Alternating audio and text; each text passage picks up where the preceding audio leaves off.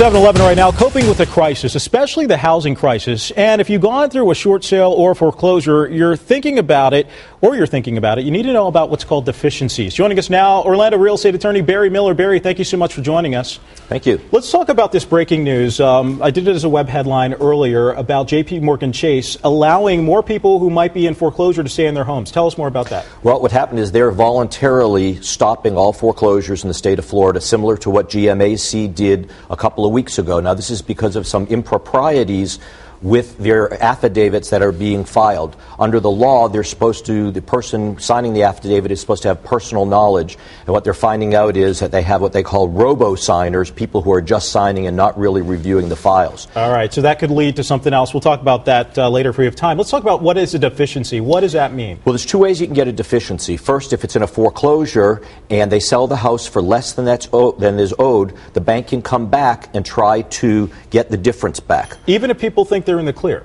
Yes, absolutely. Wow. And they have, there's a 5-year statute of limitations. Now, the other way is if you do a short sale, then you may be open to a deficiency also for the shortage. Money that you're going to owe the bank? Correct. Really? Now, on a short sale, one of the things that we do is try to negotiate with the bank to make that a final payment so they can't come after you. That's why we always recommend that short sale is better than going to foreclosure, because we can try to negotiate. Now, for example, Chase, who's stopping their foreclosures, we've been very successful at getting 60% discounts for our clients off of what they owe, especially on the second mortgages if they have those. So, it's controlling your own destiny and controlling that potential deficiency. And real quickly, you say the state of Florida is a debtor's haven. What do you mean? Give us an example. Well, for example, if they go after you, get a judgment for those funds, there's certain exemptions. You can't take someone's primary residence because it's homestead. The head of household is exempt from garnishment of wages.